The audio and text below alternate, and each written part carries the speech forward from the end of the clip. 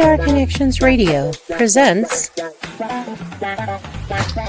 Welcome to another episode of Vegas Hockey Hub Recap here on PRConnectionsRadio.com, the voice of new media. I'm your host, Ian Rachiele, and on this edition, we're going to be breaking down how the Vegas Golden Knights went up to the brotherly love of Philadelphia and took on the Flyers on this road trip that they are currently on.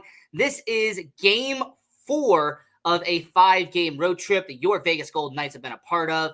And like the previous episodes where we've broken down every single thing that happened on this road trip, it is going to be the same here, as we are going to be talking about everything that happened in this game involving your Vegas Golden Knights.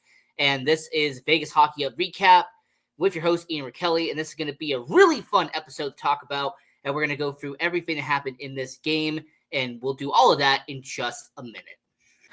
Now, in the pregame notes for your Vegas Golden Knights, there is really no update on any injuries involving the Vegas Golden Knights. When it came to, for example, Pietrangelo, he is still out. Mark Stone, he is still out. Victor Olofsson, still doing his rehab assignment. We're not going to be seeing him anytime soon, but we'll see in the next couple of games if we're going to see an appearance from Victor Olofsson.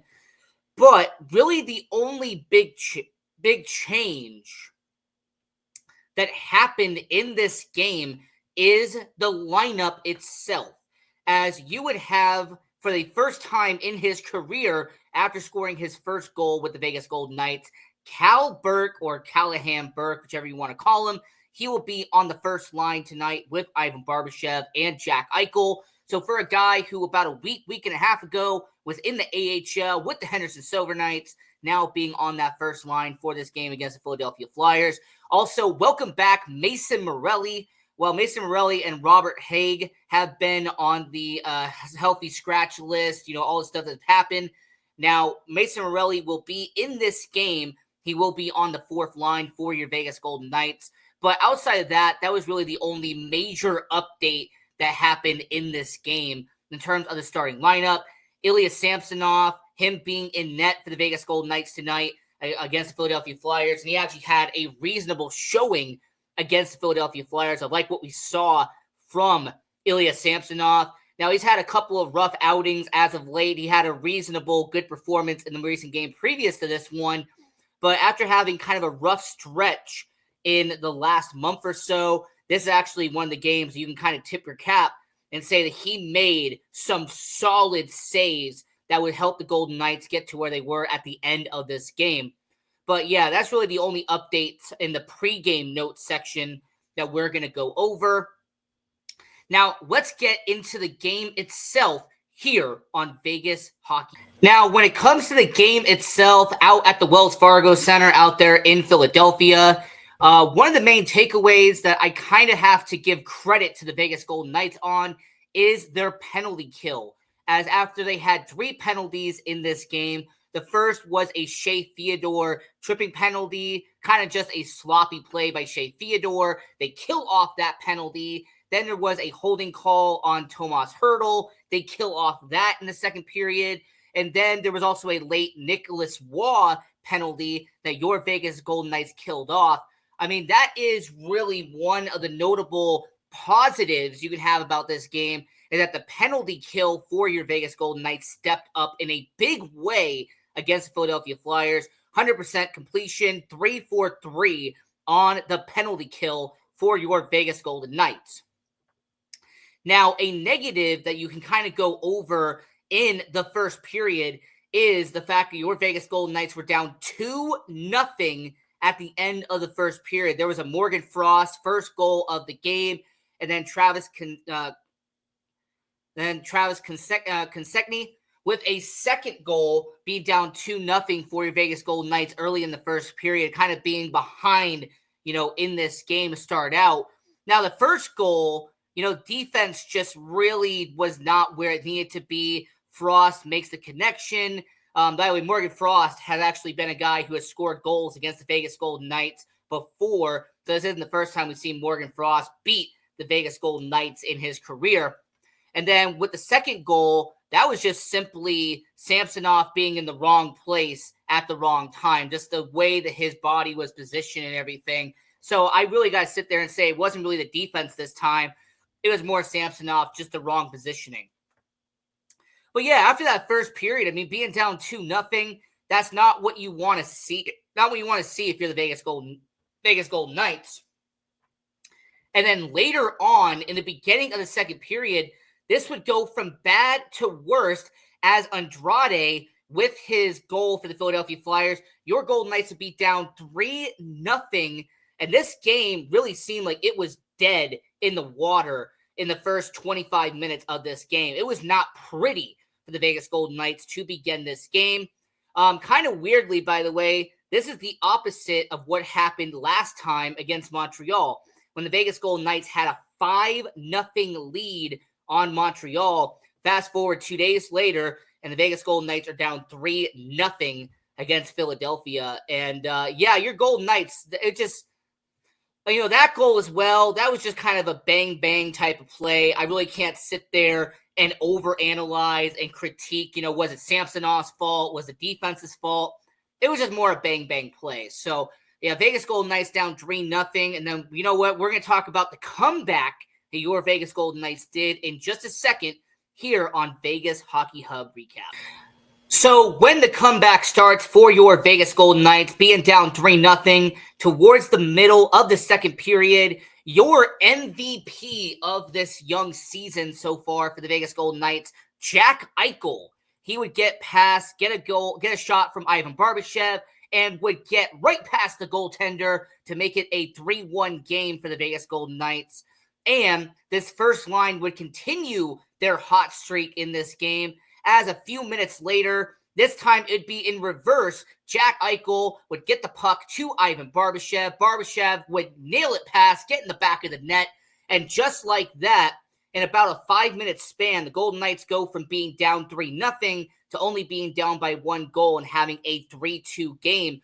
So in a scenario where the first 25 minutes looked like the Golden Knights were just going to take home a terrible loss like they did against Toronto a while back, it turned into a situation where your Vegas Golden Knights are back in this game, getting towards the end of the second period. Now, the Philadelphia Flyers would get one final goal in the second period to make it a 4-2 game, but your Vegas Golden Knights would get right back in it, as the Vegas Golden Knights, they would get on the power play, and the young, talented, and a guy who is really exceeding everyone's expectations this year, Pavel Dorofeyev, with the power play goal to put the Golden Knights back to just 1 goal behind in this game. So, I mean, you're talking about a 5-goal second period. This happened in Montreal, just all 5 goals were the Golden Knights. This time, 3 of the goals came from Vegas, 2 from Philadelphia.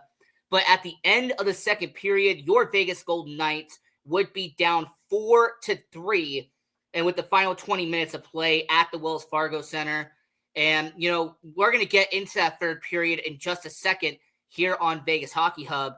But, yeah, what a turnaround between the first 20 minutes and the second 20 minutes of ice time for this game. And, heading into intermission, going to start the third period. Golden Knights were down by 1.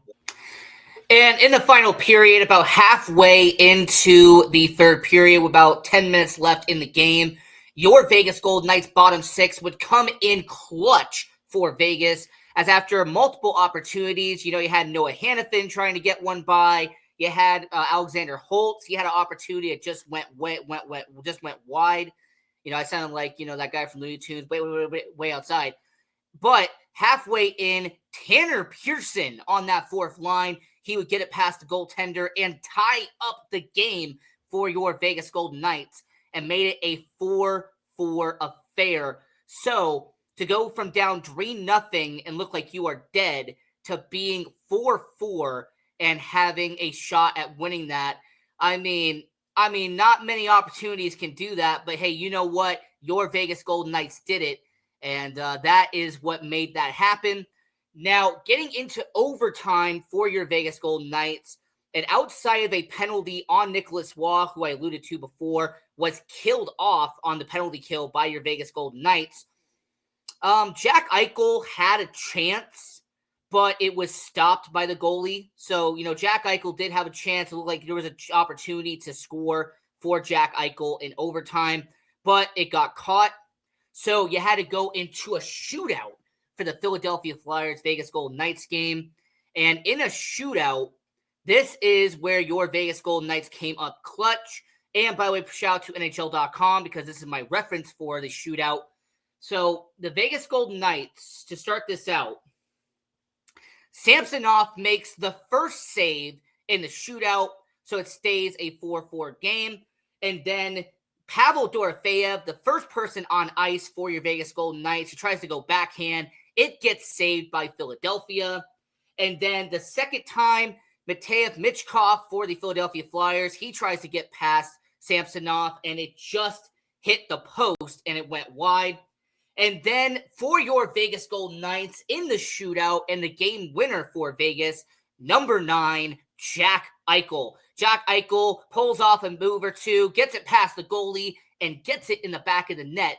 And your Vegas Golden Knights win in a shootout, 5-4 victory for your Vegas Golden Knights. So, yeah, got to give a lot of credit to the Vegas Golden Knights for picking up the victory here.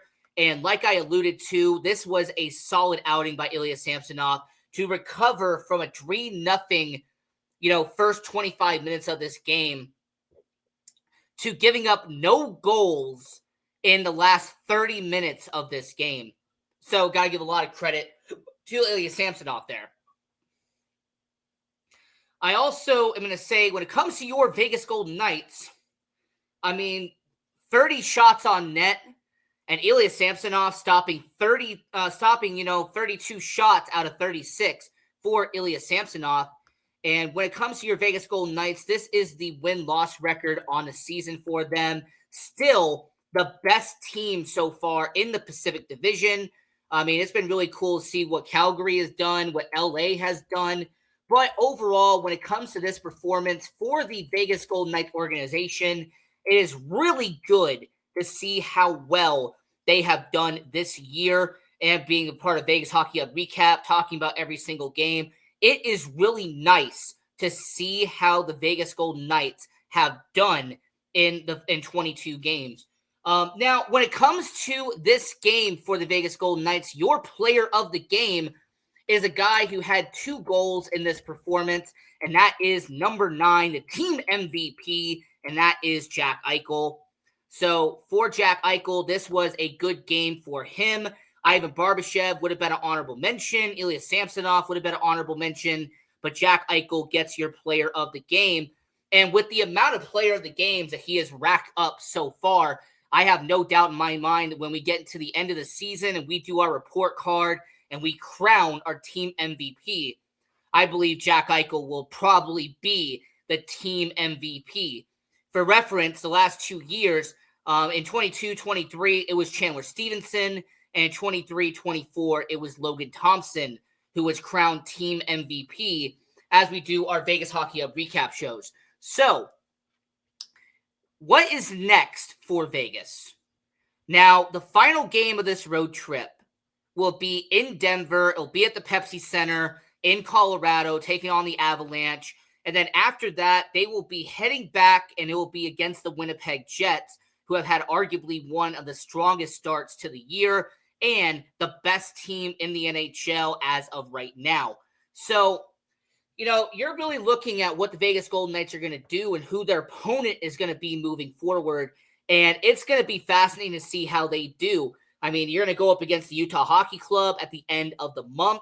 And then you're also going to start out this stretch of just West Coast team after West Coast team. You're going to have guys like Anaheim, like Edmonton, like Dallas. There's going to be a West Coast stretch where I think 10 of the next 12 opponents are in the Western Conference. So you're pretty much staying in a certain loop and a certain group of teams over the next month. So for your Vegas Golden Knights, it will be really good to see how they perform here. I also have to give a lot of credit to the goaltending. They have been on it in some games, and then there's been some games where they have been off. They've been streaky this year. But Samsonov and Hill are doing a good, credible job here with the Vegas Golden Knights. And, when it comes to the Montreal Canadiens and the Philadelphia Flyers, I did mention that this is their road game against them. Well, for anybody who is Philadelphia Flyers fans who happen to be in Las Vegas, I want to let you know, and this is from the Vegas Golden Knights website, that they will be January 2nd, the first game of the year. The Philadelphia Flyers will be at home at T-Mobile Arena for your Vegas Golden Knights. So for anybody who does want to get a chance to watch the Philadelphia Flyers in person, if you're a fan of Matej Michkov, for example, I will say that you have a chance January 2nd to see them play here. And it'll be really interesting to see how the Vegas Golden Knights do by that point, like where they are standing-wise by that point. And, Danny Briere, John Tortorella out there in Philadelphia, I will give credit where credit is due. They are trying to do better than they did the year before. And it's all about progressing and improving if you are the Philadelphia Flyers.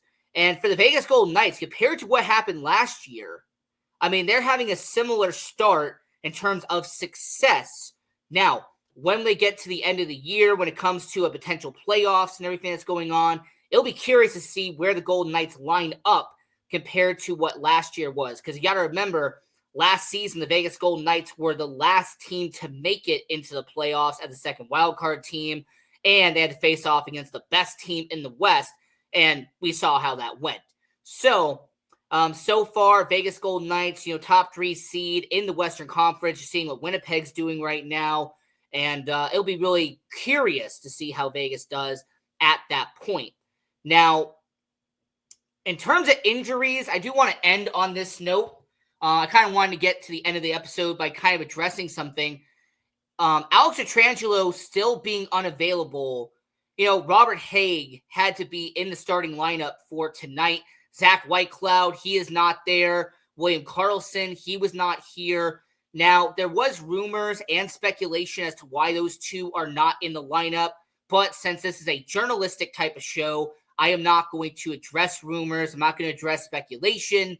I'm just going to wait for an official statement to come out either tomorrow or the next day so that when we do Vegas Hockey Hub recap and we talk about the Colorado game, we'll have an update on Karlsson and on Whitecloud. So very interesting to see, Vegas Golden Knights. We still have the thing on Olsen being in Henderson, trying to get those games in to kind of get back from that conditioning stint.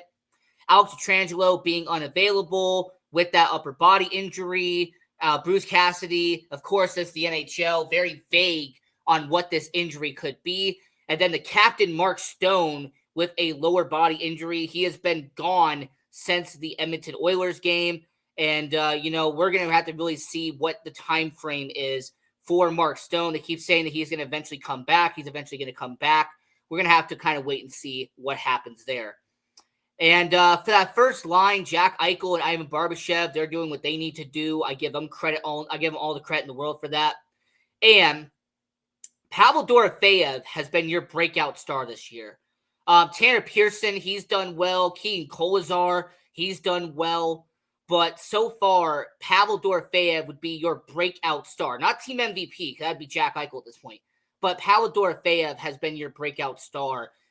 Based off of the amount of goals that he has scored and the product and the productivity and the production that we have seen from Pavel Dorofeyev has been well for Vegas. So, we're going to continue Vegas Hockey Hub recap. We're going to keep our daily shows that we're uploading here on Vegas Hockey Hub, Monday to Friday, 7 p.m. Pacific, 9 p.m. Central. And there's a lot of content and stuff that we're going to talk about here on the network. And I'm really looking forward to seeing how all that goes. So this is Vegas Hockey Hub recap. I'm your host, Ian Rachiele, and this was a fun episode talking about a shootout win in Philadelphia after overcoming a 3-0 deficit. And until the game in Colorado, continue watching our content. Subscribe to our YouTube channel at Vegas Hockey Hub. We also have all our other social media pages at Vegas Hockey Hub and our website, www.vegashockeyhub. And I also am going to say, go to the network's website, www.PR Connections Radio, and check out all the shows they have on there. About a dozen shows on the platform. So until next time, go Knights, go, and have a good one. PR Connections Radio thanks you for watching this podcast. Check out more episodes of this show and our others at prconnectionsradio.com.